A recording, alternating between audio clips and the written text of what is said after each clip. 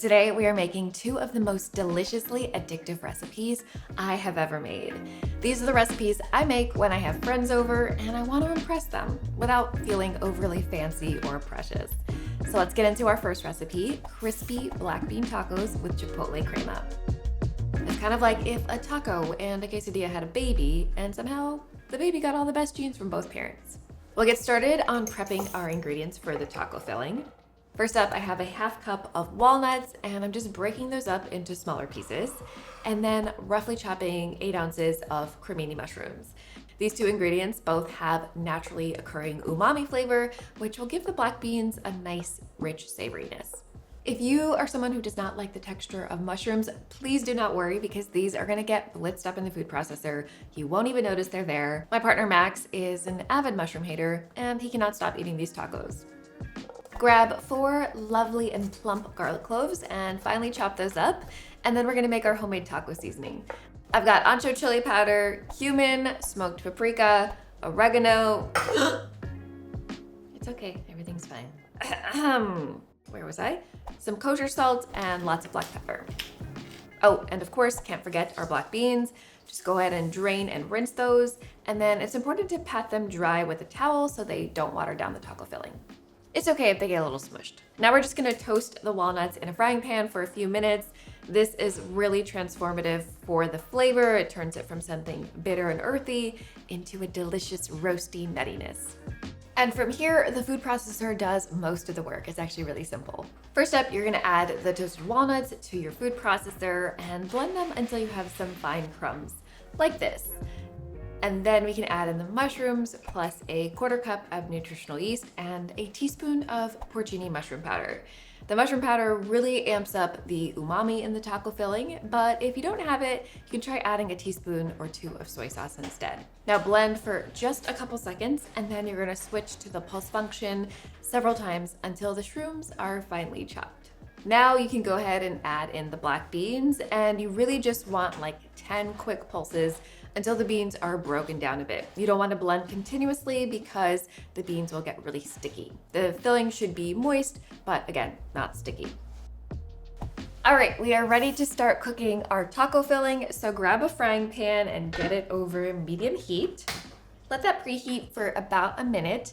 And this is one of my favorite frying pans. This is the 12-inch stainless steel frying pan from Made In, who is the sponsor of today's video. This pan is a workhorse in my kitchen. I use it all the time. I use it to cook proteins and to sear vegetables and to toast nuts and seeds and to even toast bread because I don't have a toaster for some reason.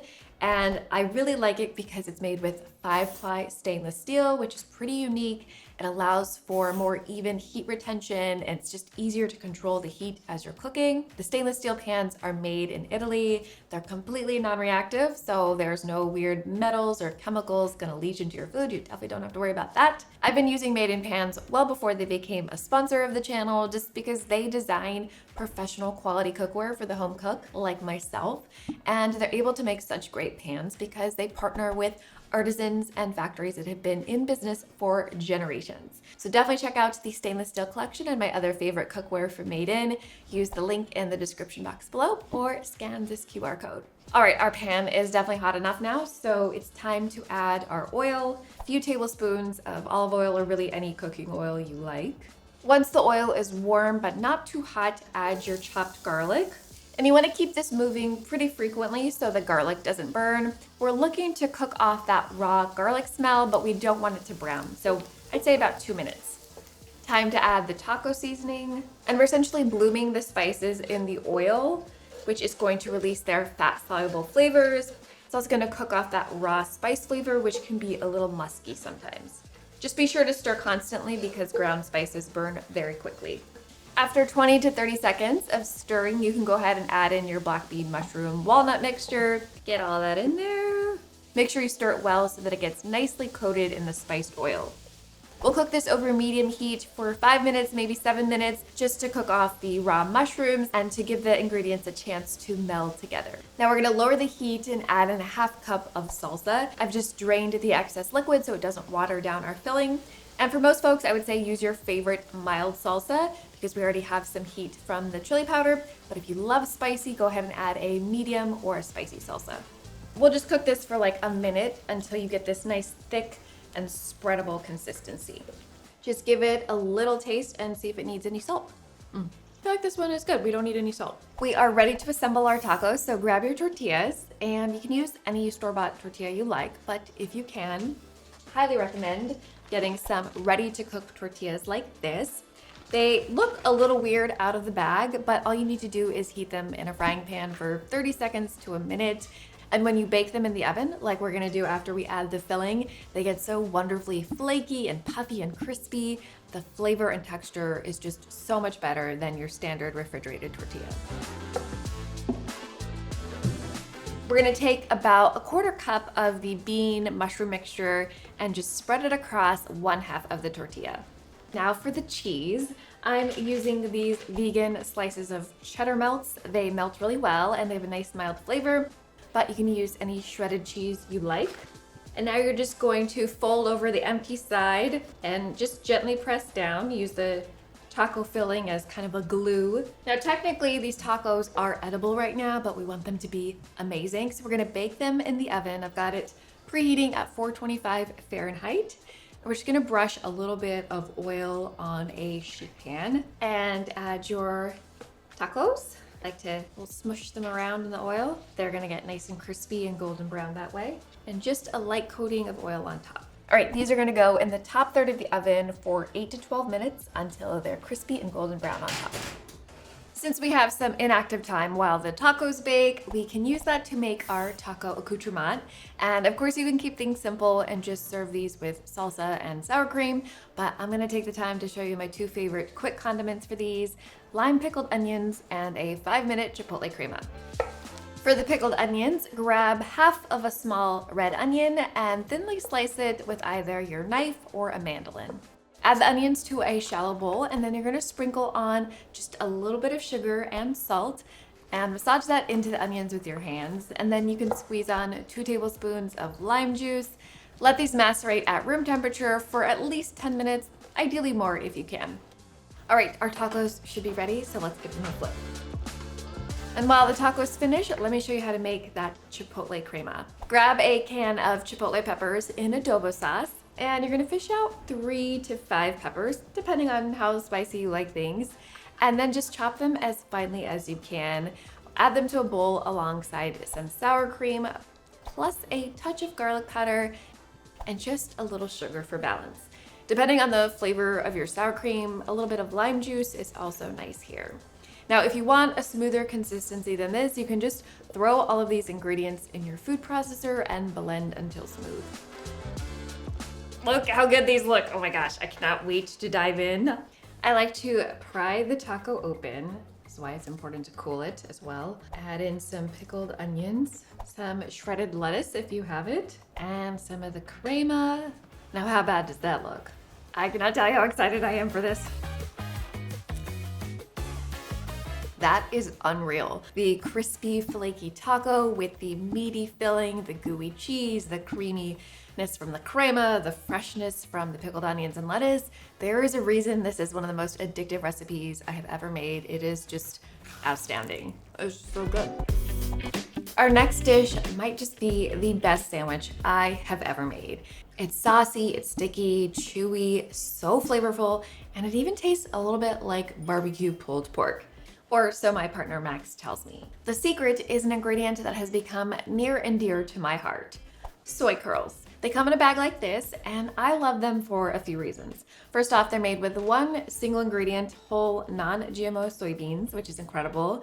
2, they are high in protein. And 3, they take on the flavor of pretty much whatever you cook them with. They do come dehydrated though, so the first step is to soak and rehydrate them.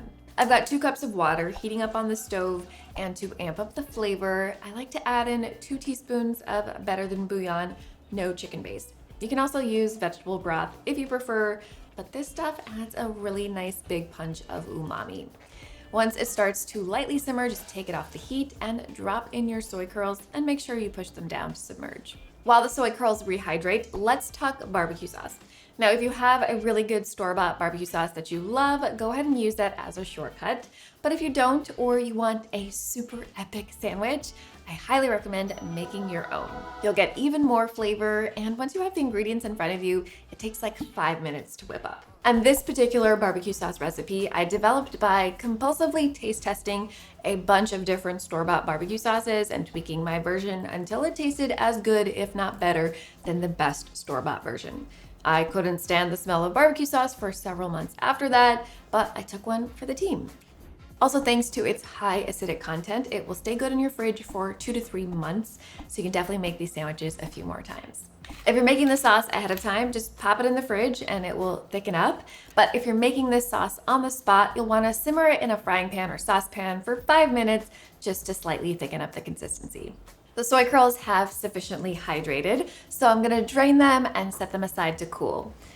In the meantime, we can prepare the second main component of the sandwich, the coleslaw. Now, if you want another shortcut, you can just use a bag of coleslaw mix from the store, but I like to use fresh veggies whenever I can, so we're gonna get started with some cabbage. Safety first. You can use whatever method that's convenient to you to shred your cabbage. You can slice thinly with a knife, you can use a mandolin like me, or use a box grater. We'll also grate a couple carrots while we're at it and thinly slice 1 jalapeno pepper. Now this jalapeno is a normo, so we might not use the whole thing. And if you've got baby mouth, I would just use a little bit of the jalapeno, maybe scoop out the membranes and seeds so you get that flavor without too much heat. Oh, and if you have some parsley on hand, go ahead and chop up a handful of that. To a large bowl, we're gonna mix our dressing. So we've got some vegan mayo, Dijon mustard, apple cider vinegar, and lemon juice for tang, a bit of maple syrup just to balance, onion powder, and my favorite slaw ingredient, celery seeds, which add a very classic American flavor. Just a pinch of salt and pepper. Give everything a nice whisk before tossing with the vegetables, and then just season to taste with lemon juice or salt as needed. Set that aside and we can return to my darling soy curls. Once the soy curls are rehydrated and are cool enough to touch, you want to squeeze out as much liquid as you can because you want them to crisp up when we cook them. Think of this as your therapy for the day. My next strategy for maximizing the texture in the soy curls is to take the thicker pieces and just slice them so they're about 1/4 inch thick, and that's going to help them get more crisp in the pan. And to help flavor them, we're gonna add a tablespoon of soy sauce or tamari. I like to add half, then toss, and then add the other half just so the soy sauce is more evenly distributed. Then a few cracks of black pepper and 2 tablespoons of cornstarch, which is also gonna help the soy curls crisp up in the pan. So you're gonna heat up a large frying pan over medium heat. And if you are using stainless steel like me, just make sure that you preheat it properly so that nothing sticks. Add in 2 tablespoons of oil, any oil you like works. And once that's shimmering, we'll drop in the soy curls and stir to coat them in the oil. And you wanna cook these for a total of about 10 minutes, but you actually don't wanna stir them very often. Just flip them once every 90 seconds to 2 minutes, which is gonna allow them to get nicely browned and crisp. Reduce the heat to low so we don't make a mess. And now you're gonna pour in a 1/2 cup to 2/3 cup of barbecue sauce. I'd use the latter amount if you're a saucy kind of person. Toss everything for just 30 seconds and then you can take it off the heat. Smells so good! Smells like sweet baby Nisha's barbecue. Assembly time. I'm so excited. So I have some burger buns here that I have toasted. You could also use ciabatta rolls. I don't have a toaster if you remember me saying that earlier, so I toasted them in my frying pan with a little bit of butter, totally optional.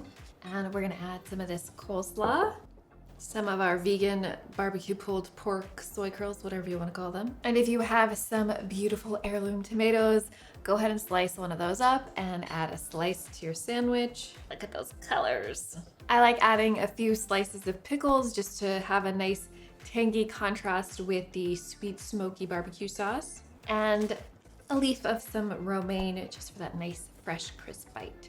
Always nice to wrap your sandwich so everything stays nice and tidy. Ta-da! So excited. That is everything I want in a sandwich. It is so addictively good. You can find both of today's recipes linked in the description box below, or you can scan these QR codes. Thanks so much for watching. Bye!